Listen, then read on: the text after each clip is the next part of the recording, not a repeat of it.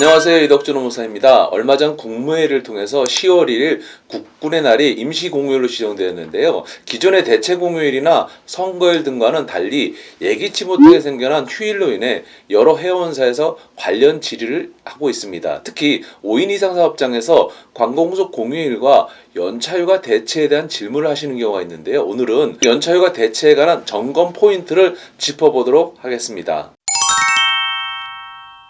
우리가 흔히 빨간 날이라고 부르는 공휴일은 2020년 이전까지는 관공서에서만 유급으로 보장되던 휴일이었는데요. 그 당시에는 관공서가 아닌 민간기업의 근로자들은 공휴일에 출근하거나 쉬어도 무급 처리되는 경우가 많았으나 이에 근로자들이 재직 중인 회사와 무관하게 공휴일에 차별 없이 쉴 수 있도록 관공서 공휴일이 민간기업에도 순차적으로 확대 적용되기 시작했습니다. 이번 10월 1일 국군의 날은 관공서 공휴일에 관한 규정 제2조 11호에 기타 정부에서 수시 지정하는 날에 해당하여 5인 이상 사업장은 모두 이날을 유급휴일로 보장해야 합니다. 관공서 공휴일이 확대 적용되기 이전에는 관공서 공휴일에 근로자들이 연차휴가를 사용하여 쉬도록 하는 연차 대체 제도를 적용하는 회사들이 많았는데요. 특히 5인 이상 소규모 회사에서는 공휴일이나 여름휴가 등을 지정해 근로자의 휴가를 모두 소진하도록 연차휴가를 관리하였으나 공휴일 유급보장으로 더는 공휴일에 연차휴가를 사용할 수 없음에도 불구하고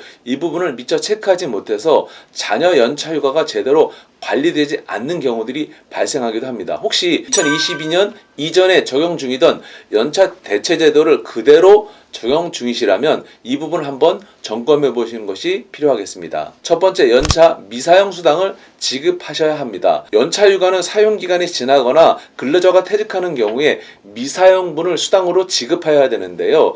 연차 미사용 수당은 현 시점을 기준으로 소급해서 3년 이내에 발생한 수당을 모두 지급해야 되기 때문에 공휴일과 대체가 되지 않는 22년, 23년 휴가에 대한 미사용 수당을 산정 지급해야 합니다. 두 번째, 퇴직급여액을 재산정해야 합니다.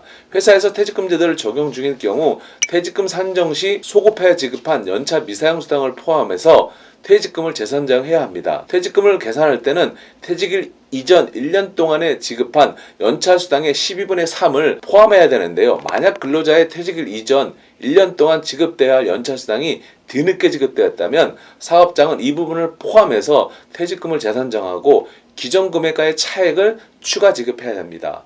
만약 회사에서 DC형 퇴직연금 제도를 적용 중이라면 소급해 지급된 연차 미사용 수당의 12분의 1 이상을 퇴직연금 계좌에 추가 납입해야 합니다. 세 번째는 4대 보험 신고액의 수정 신고가 필요해집니다. 근로자 사업주는 매월 근로자의 과세소득에 대해서 고용보험 등 사회보험료를 납부하고 매년 3월 보수총액 신고를 통해 보험료를 정산하는데요. 신고된 연간 보수총액을 기준으로 보험료가 갱신되기도 합니다.